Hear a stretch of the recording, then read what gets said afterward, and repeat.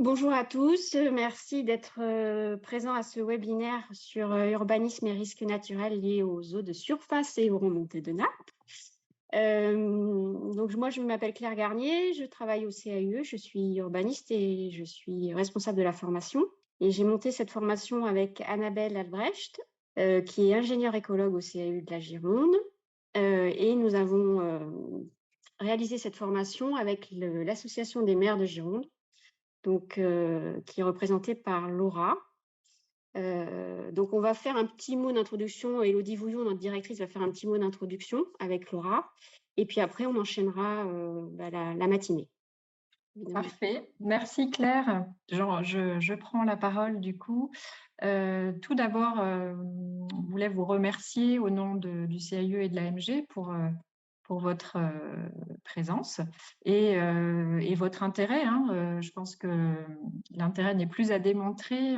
On est vraiment dans une période d'intensification des événements climatiques.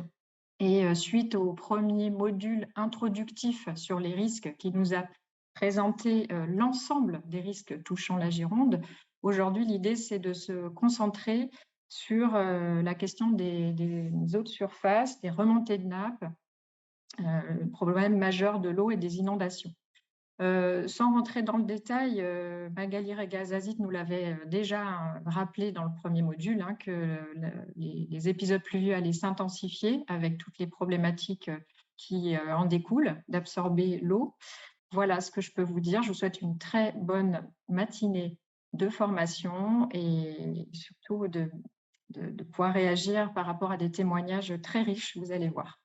Je remercie le CAUE pour ce partenariat. C'est vrai que la question du risque est régulièrement revenue dans nos formations sur la planification, sur les autorisations d'urbanisme. Donc, merci au CAUE, merci aux intervenants, notamment Aménageo et d'autres intervenants qu'on a pu et qu'on va revoir, notamment le CEREMA, de pouvoir vous apporter toutes ces connaissances pour vous pouvoir justement prévenir et sauvegarder aussi les biens et les personnes vis-à-vis de ces risques.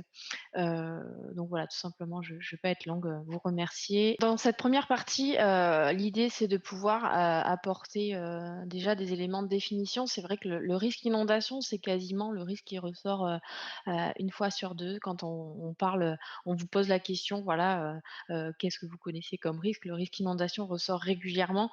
On est un département où la présence de l'eau est très importante de par notre océan, des fleuves, l'estuaire. Donc cette question du risque, finalement, on le connaît, mais on le connaît peut-être pas si bien. C'est-à-dire que, le risque inondation, a une diversité de causes et de raisons.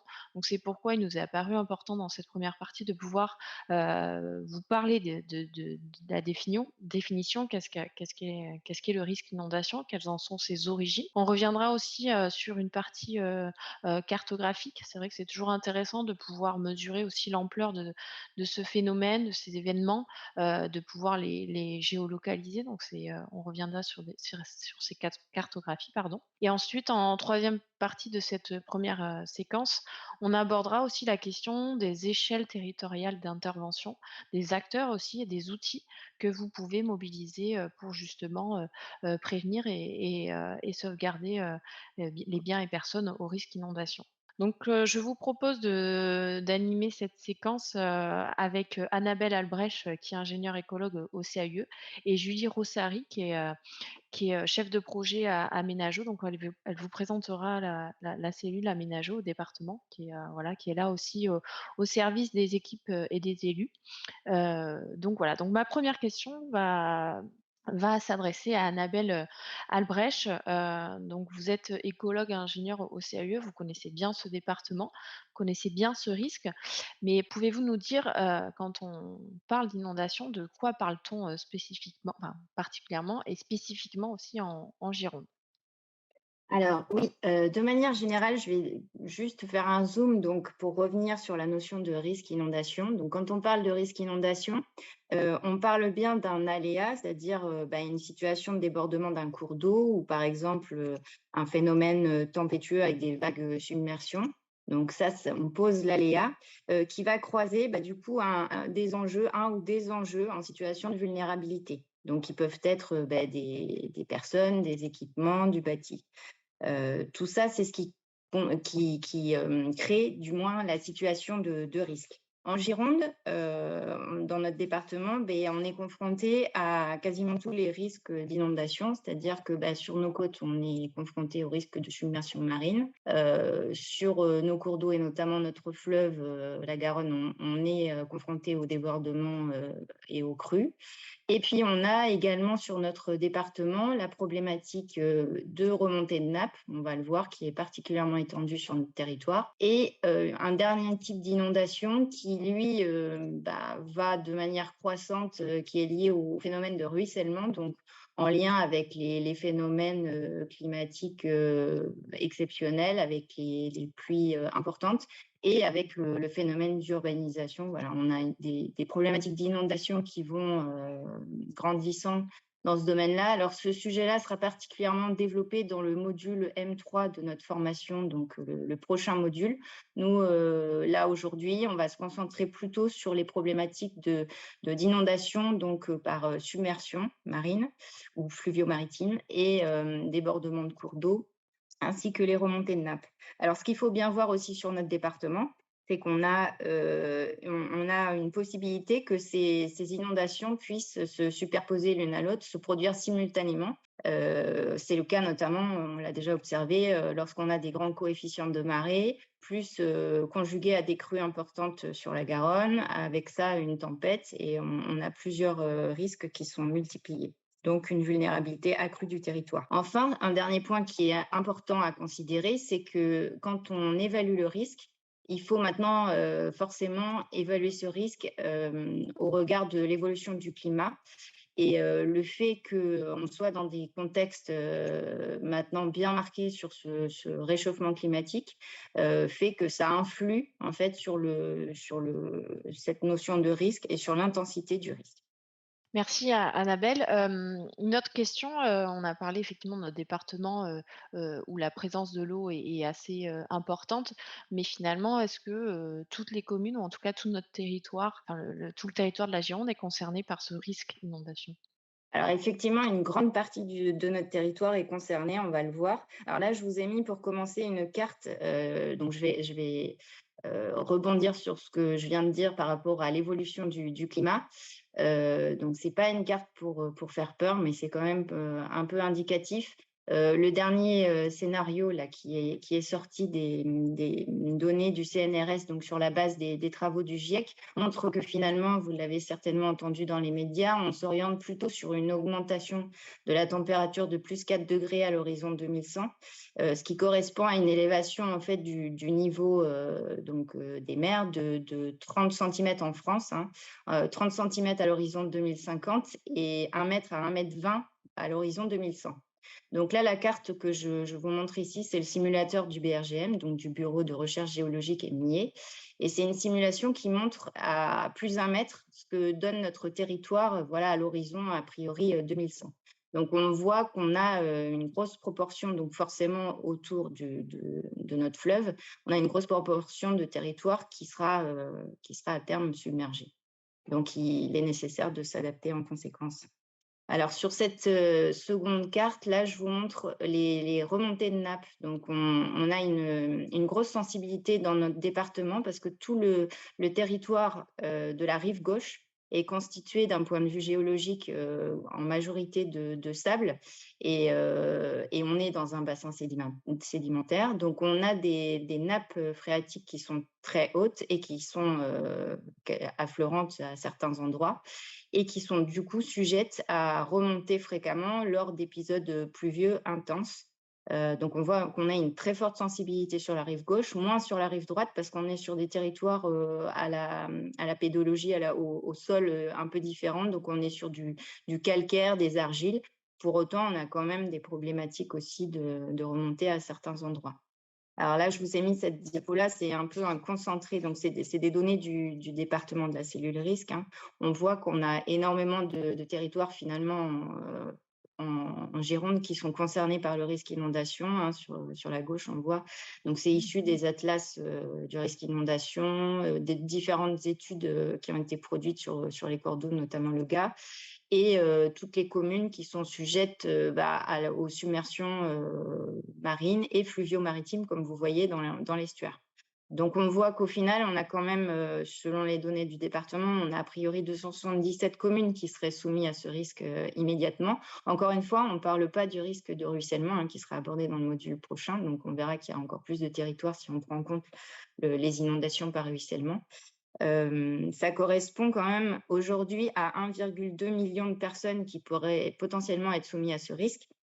Sachant que c'est un risque, ce chiffre est en perpétuelle évolution vu qu'on accueille en permanence de nouvelles populations, notamment sur ces territoires-là qui sont à risque. On notera aussi qu'on a quand même aussi des établissements scolaires qui sont dans ces territoires-là. Il y a plus de 1000 établissements qui sont soumis au risque d'inondation.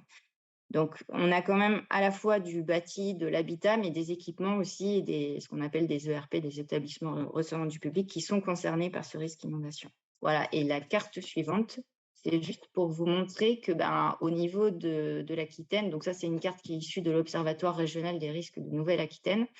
On s'aperçoit que en Aquitaine, le département de la Gironde et celui des Pyrénées-Atlantiques sont les deux départements où il y a le plus de reconnaissance de catastrophes naturelles en termes d'inondations qui ont été diffusées par rapport à d'autres départements qui sont un peu moins prégnants sur ces risques-là.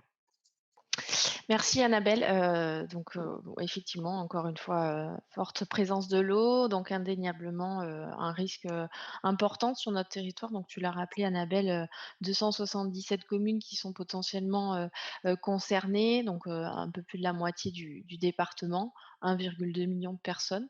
Donc voilà, un risque qu'il faut prendre à bras le corps et anticiper effectivement, tu l'as dit, hein, dans ces endroits-là, on a des habitations, mais on a aussi des équipements publics, donc il faut pouvoir aujourd'hui anticiper. Donc anticiper, ça veut dire effectivement peut-être établir aussi une stratégie.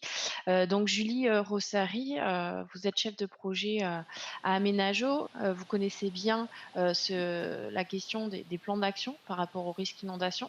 Est-ce que vous pouvez nous dire comment est géré aujourd'hui le risque inondation aux différentes échelles du territoire? Oui, merci. Bonjour à tous. Globalement, la politique de gestion des risques inondations en France, elle est portée par l'État avec différents niveaux d'intervention, enfin 3 principaux niveaux d'intervention. Une stratégie évidemment définie au niveau national, mais qui va se décliner par district hydrographique. Alors ce sont des grands bassins hydrographiques, donc avec des plans de gestion du risque inondation, qui vont eux-mêmes en fait se décliner à une échelle plus locale sur ce qu'on appelle des TRI, des territoires à risque important d'inondation. Donc vous pouvez voir sur la carte en haut à droite, en Gironde, on dénombre 4 TRI, donc un sur le bassin d'Arcachon, celui de Bordeaux, de Libourne, et puis plus à l'est du département, le TRI de Bergerac. Voilà, donc sur ces territoires, il va y avoir des stratégies locales qui vont être définies et des outils opérationnels qui vont être développés, tels que les programmes d'action de prévention des inondations, les PAPI. Alors les PAPI, ils sont portés par des collectivités, la plupart du temps des syndicats mixtes ou des EPTB, des établissements publics territoriaux de bassin. Ils sont mis en œuvre par différents acteurs et financés par l'État. Pour le lien avec l'urbanisme, ce qu'il est important de noter, notamment dans le PGRI Adour-Garonne sur la période 2022-2027, donc c'est le document qui va concerner notre territoire et qui va définir les grandes orientations en fait en matière de gestion des inondations. Donc il y a un objectif phare, un objectif stratégique qui vise directement à renforcer la prise en compte en fait des problématiques d'inondation dans l'aménagement du territoire en s'appuyant notamment sur les documents de planification urbaine, les documents d'urbanisme et en particulier les SCOT, les PLUI et les PLU. Voilà. Et pour cela, donc l'État développe des documents réglementaires, notamment sur lesquels s'appuyer, les plans de prévention du risque inondation. donc, que vous devez connaître, qui vise à maîtriser l'urbanisation et l'occupation des sols en fait en zone inondable et qui vont être intégrés dans les documents d'urbanisme. Donc, on peut voir sur la carte en bas que de nombreuses communes en Gironde en fait, disposent d'un PPRI, notamment dans la vallée de la Garonne, de la Dordogne, de l'Isle, de la Drône, le long de l'estuaire de la Gironde et puis autour du bassin d'Arcachon, avec des aléas bien sûr qui sont différents, hein, débordements de cours d'eau, submersion marine pour la plupart. Il y a d'autres outils d'information qui peuvent être développés, ou de gestion de crise d'ailleurs, qui sont développés à l'échelle communale, voilà, que les élus connaissent bien. Donc, notamment le plan communal de sauvegarde et puis le document d'information communale sur les risques majeurs. Donc oui, merci Julie. Donc on voit bien qu'effectivement l'échelle locale, que ça soit à l'échelle de la commune ou de l'intercommunalité, est une échelle fondamentale. Est-ce que là concrètement aujourd'hui, donc on est en présence de nombreux élus et agents de communes et d'interco, comment peuvent-ils concrètement intégrer ce risque à l'aménagement de leur territoire? Déjà, pour commencer, on va voir qu'à l'échelle d'un territoire, la gouvernance en fait en matière de gestion des inondations et plus globalement d'ailleurs hein, dans le domaine de l'eau, elle est complexe avec voilà, plusieurs acteurs, plusieurs gestionnaires. Et donc ça, je vais l'illustrer avec le schéma là qui vous est présenté. Donc vous voyez, donc c'est un territoire fictif, hein, donc avec un fleuve, des crues fréquentes, et puis un système d'endiguement en bordure de ce fleuve. Donc, il y a des inondations. Et donc là, c'est le PCI en fait hein, qui va être en charge de la gestion de ces systèmes d'endiguement avec un premier volet de la compétence GEMAPI. Donc, c'est la compétence gestion des milieux aquatiques et prévention des inondations qui est exercée en fait par les EPCI depuis 2018. Mais les EPCI, elles peuvent transférer ou déléguer tout ou partie de cette compétence et notamment à des syndicats de bassin versant. Donc là, c'est le cas sur ce territoire. Donc on voit qu'il y a également un cours d'eau avec parfois des débordements de ce cours d'eau sur certains secteurs. Donc là, c'est un autre type d'inondation qui va concerner en fait un autre volet de la GEMAPI et c'est le syndicat en fait de bassin versant qui va s'occuper de la gestion des aménagements hydrauliques et des inondations sur le bassin versant. Les limites évidemment de ce bassin versant ne correspondent pas aux limites administratives. Et puis ce qu'on peut voir aussi, c'est qu'à l'échelle communale, on en a parlé un petit peu, mais ça sera développé finalement plus dans le module M3. Il peut y avoir du ruissellement et des inondations en fait hein, liées à ce ruissellement pluvial. La gestion des eaux pluviales, pour la plupart du temps, ça reste une compétence communale. Donc là, c'est à l'échelle de la commune, finalement, qu'on va gérer les réseaux et les aménagements. Donc, on voit que sur ce territoire, voilà, il y a plusieurs acteurs, en fait, à solliciter qui vont s'intéresser à cette problématique du risque inondation, voilà, et gérer des aménagements à différentes échelles. Donc là, ça concerne plus spécifiquement la prise en compte en fait, du risque inondation dans les différents documents d'urbanisme. Donc à l'échelle du bassin de vie, l'aménagement du territoire, les grandes orientations, elles vont être définies dans le SCOT, le schéma de cohérence territoriale. Et à une échelle plus locale, donc soit à l'échelle de l'EPCI ou des communes, donc d'autres documents d'urbanisme de rang inférieur vont être établis. Donc, ce sont les PLUI et les PLU. Ces documents d'urbanisme, ils doivent prendre en compte ce SCOT qui va constituer, on va dire, voilà, un socle, un document de référence sur lequel s'appuyer. Mais ils vont également prendre en compte tous les éléments de connaissance disponibles en matière de risque inondation et notamment les plans de prévention du risque inondation lorsqu'ils existent. Puisque là, le PPRI, en fait, il va être annexé directement au PLU ou au PLUI et traduit dans le règlement écrit et graphique du document d'urbanisme. Mais il y a d'autres éléments de connaissance, d'autres études, en fait, qui peuvent être prises en compte, notamment des études de bassin versant, des études hydrauliques, mais pas que, hein. On peut aussi aller rechercher de l'information dans les archives, on peut utiliser les repères de crues, voilà, la connaissance des élus, de certains habitants. Enfin, il faut vraiment essayer de mobiliser toutes les connaissances qui sont disponibles pour renforcer la prise en compte du risque inondation dans les documents d'urbanisme.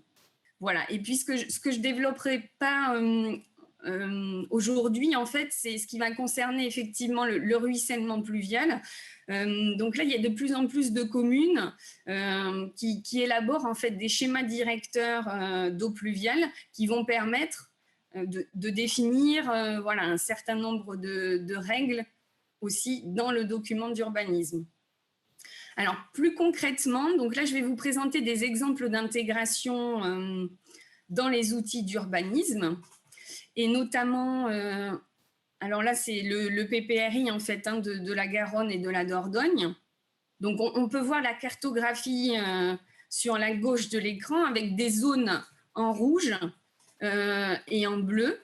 Donc, les zones en rouge, en fait, ce sont les zones qui sont non constructibles.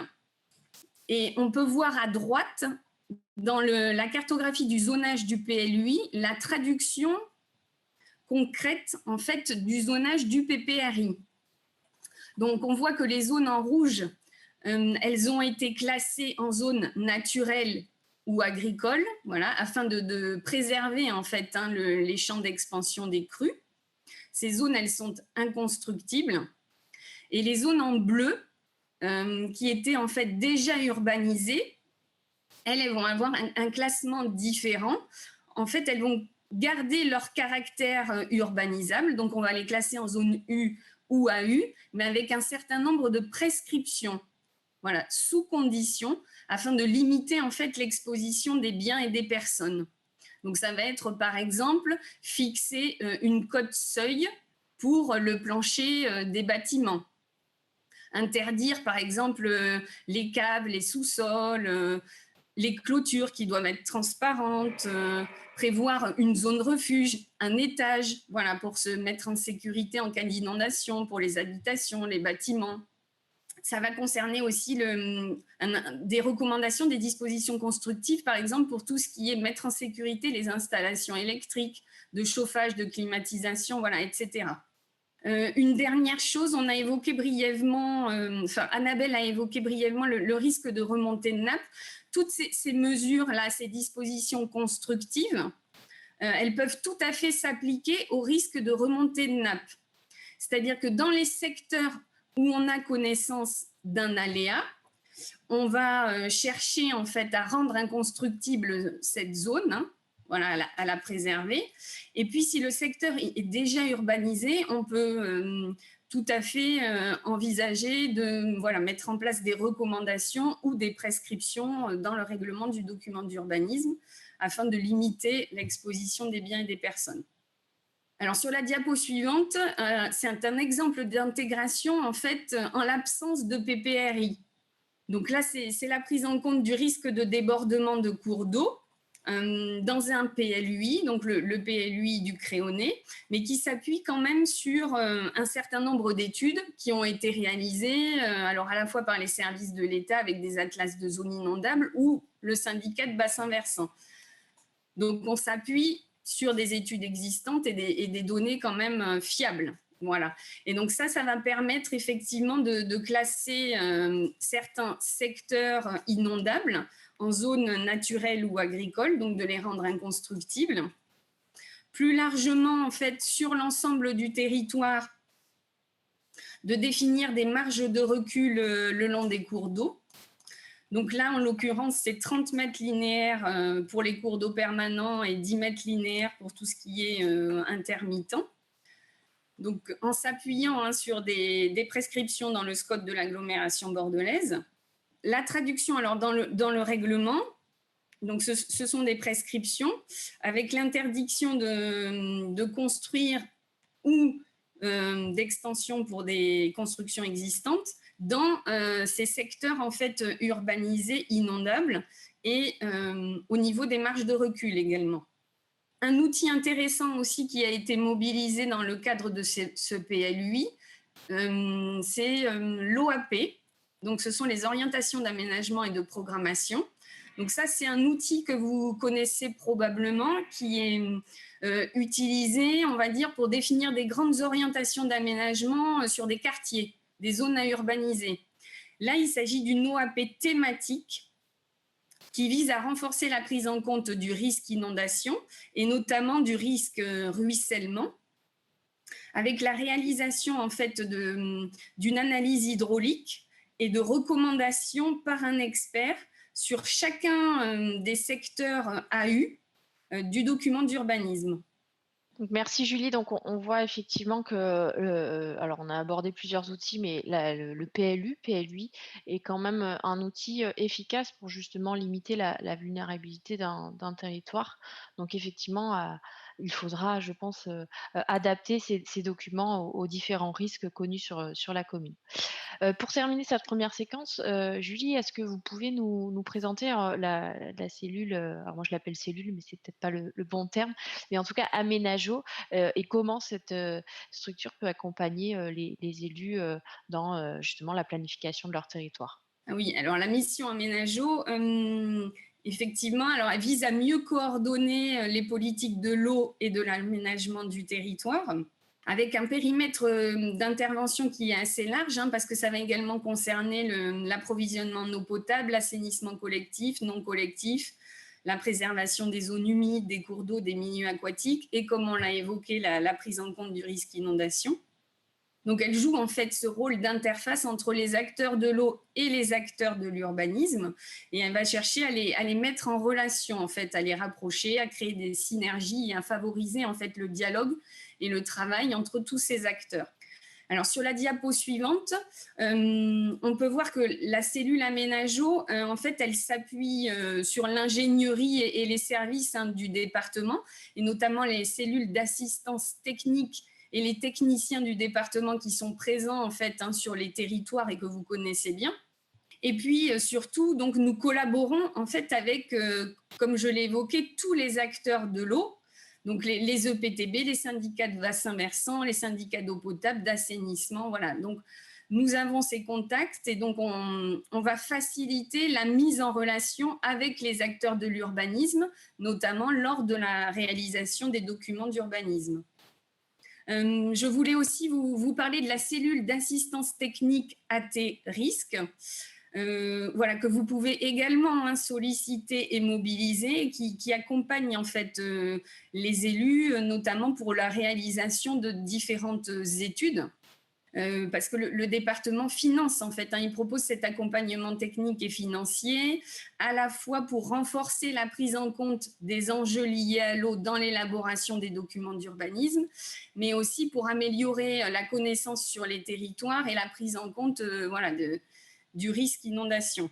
Donc il ne faut pas hésiter à nous solliciter et à nous mobiliser. Donc vous trouvez mes coordonnées ainsi que celles de mon collègue Lionel Lacroix.